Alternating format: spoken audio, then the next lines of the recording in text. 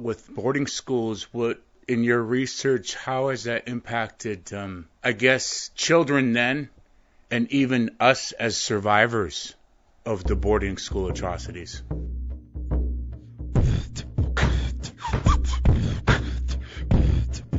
You're wailing nostalgia. Yay, podcast. Good morning, Native America. Young and Indigenous here. My name is Isabella James, and I'm here with Connor. Take it, Bae. Alright, I'm Bae. Just kidding. My name's Michelle Pulaski, and I'm from the Lummi Nation. Yay Podcast stands for Young and Indigenous, and that's who we are. We are doing this for our community members. We are trying to build bridges by bringing people together to share their concerns, stories, love, ideas, and more. But it is also for those people who are outside of our community who would like to learn more about us as Indigenous people from our podcast episodes.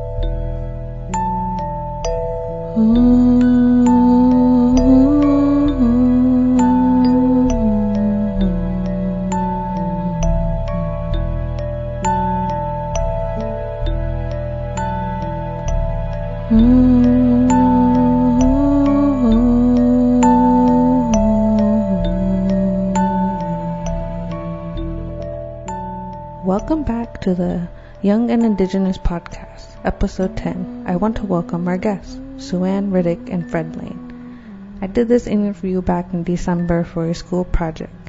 You get to hear some of SUANN's research she has been doing on residential schools. My project was on how our language was affected during this time. When you see Indigenous people, think about the culture that colonials wanted to wipe out. In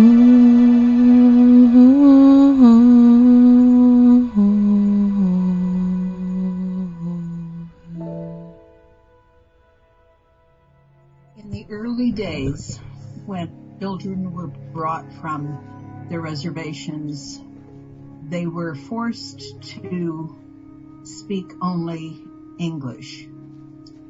There were a couple of reasons for this. The objective was not so much to eliminate one single language, but rather to create a means by which they could be controlled and they could communicate with one another as well as with the teachers and so forth. Nowadays, we actually have what they call immersion teaching. If you've ever learned another language, it's good to know because there are parallels there, and immersion is essentially what they force these young children into. The problem, as we look at it today, is that very young children form much of their sense of self and their understanding of community and culture when they are the age of many of the kids that were brought to the schools early on. So they lost that. They lost the ability to speak their language and to communicate and to connect with their families and their tribes. So there was a destructive component that outweighed the benefit of being able to speak another language. Does that kind of give you a sense of what happened in terms of the in terms of the language itself. They were punished, as most people understand, for speaking their own language. They also were in a very difficult position oftentimes.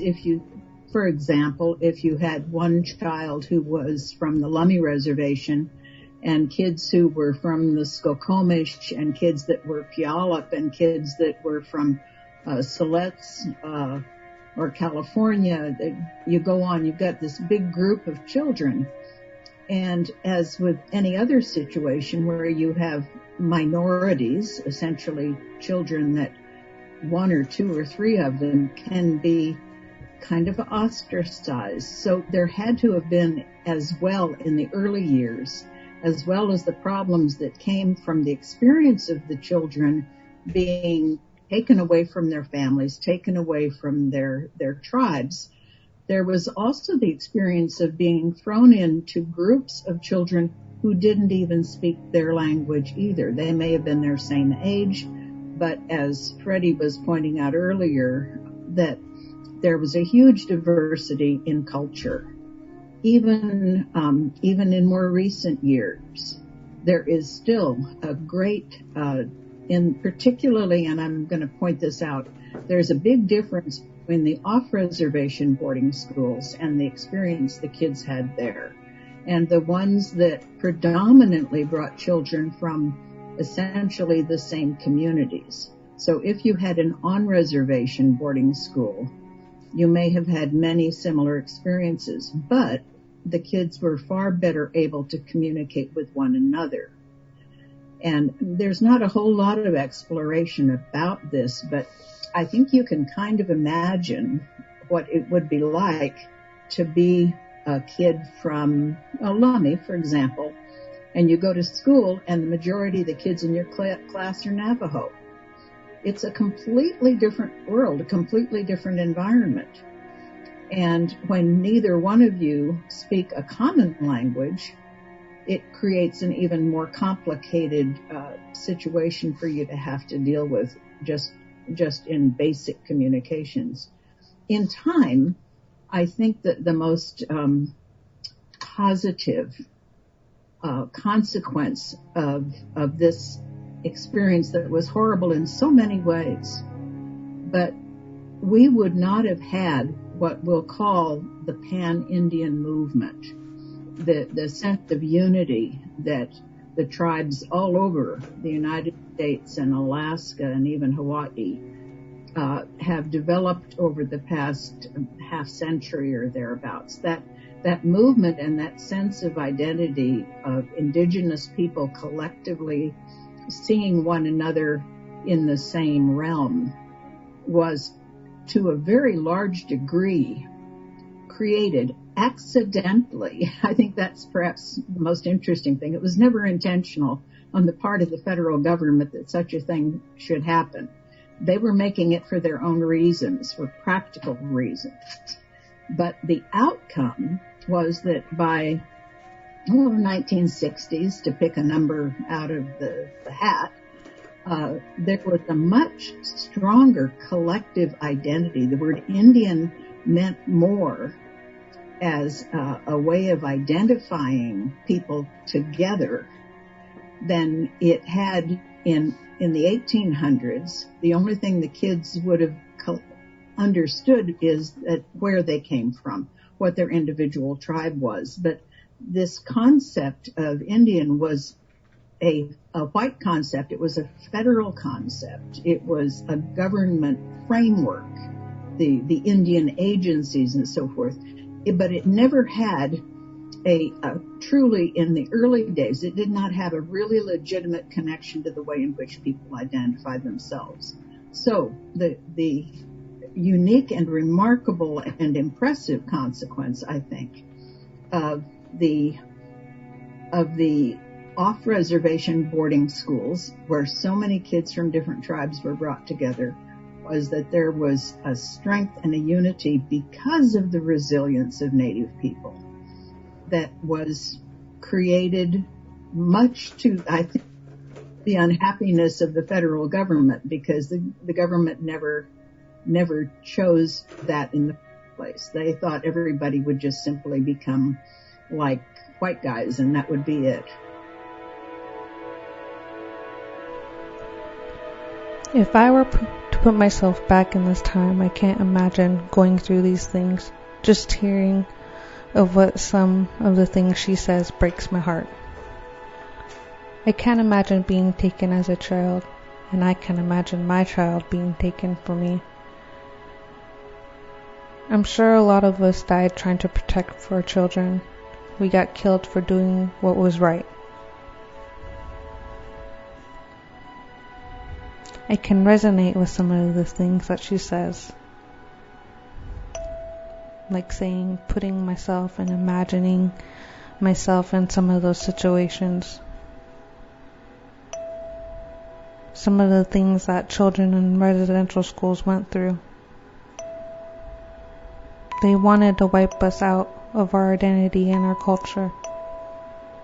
But right now, can you imagine children being taken from our homes, from our schools, from everything around us, and being mistreated the way that these children have been? In today's world, this would be wrong for any person to be doing to children at all. All of the crap that they went through.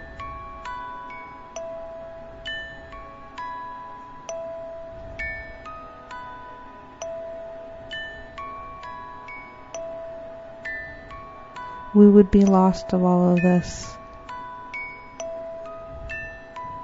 They wanted us to be lost into their world.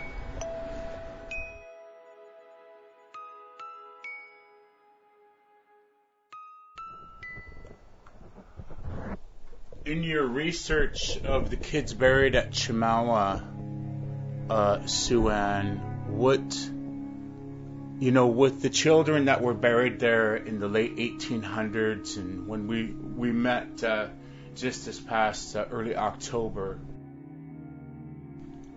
I couldn't help but feel what those children might have felt.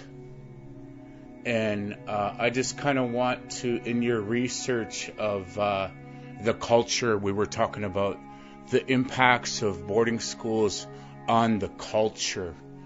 And you kind of touched on it a little bit, like we're all going to be these good little white people. But, they wiped out so many indigenous cultures throughout the world. But with boarding schools, what in your research, how has that impacted, I guess, children then, and even us as survivors of the boarding school atrocities? I think back as you talk about the children who were buried at Chemawa, and of course we have had the experience since we published the website of having some families get in touch with us. And that has been both wonderful and sad, because even though these were typically not direct ancestors, they were the aunties and uncles of the people who have survived, or the parents of the people who survive today.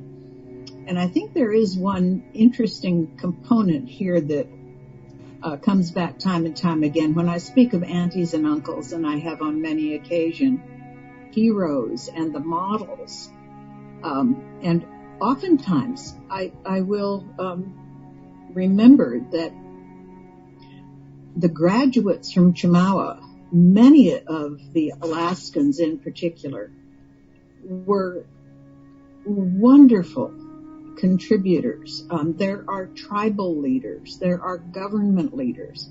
There are many people who have graduated from Chemawa who have been very, very productive in their tribes, in their villages, in their families, in their government, in our country, in the world. So there have been some good things that have come out of that, but it does make you realize the children who didn't make it, children who were taken away, the children who died, were that the tribe was undermined by having that an incredibly valuable resource taken away.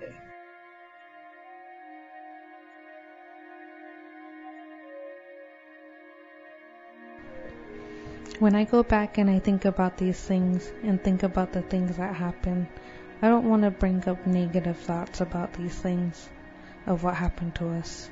Because yes, it did happen to us. And it was wrong.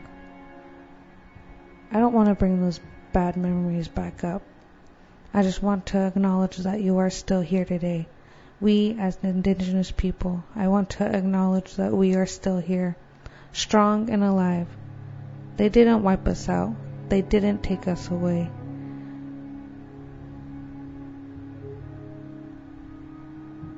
They didn't take us away. The culture colonials wanted to wipe out is breathing strong today still. I myself is living proof of those times.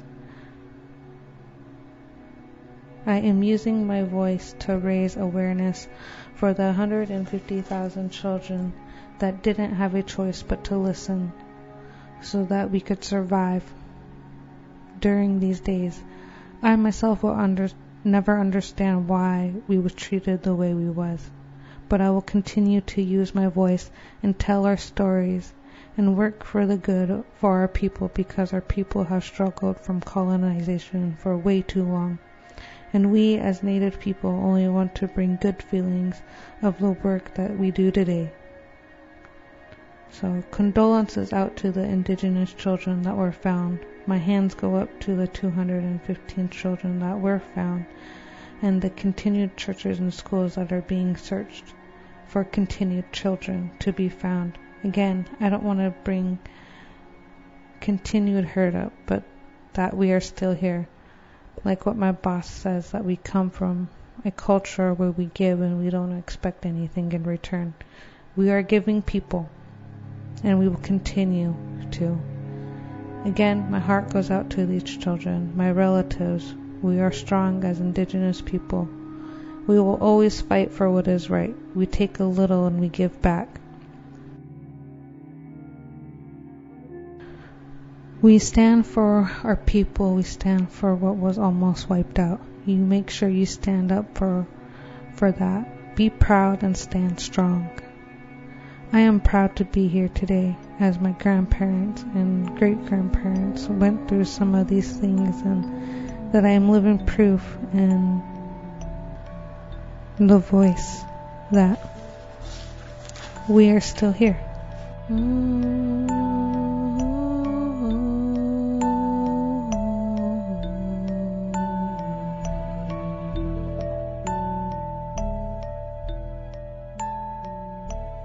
Young and Indigenous podcast is part of Children of the Setting Sun Productions. Young and Indigenous is produced by Isabella James, Michelle Pulaski, Santana Rabang, and Ellie Smith. Music by Mark Nichols, Young and Indigenous team. Theme song by Keith Jefferson and Adam Lawrence. One Chance. We would like to thank our partners, First Nations Development Institute, Satterberg Foundation, Novo Foundation, North Sound ACH, Discurran Foundation, and the Lummi Nation. Branding done by Bo Garrow. You can find us on Facebook, Instagram, or on childrenofthesettingsunproductions.org.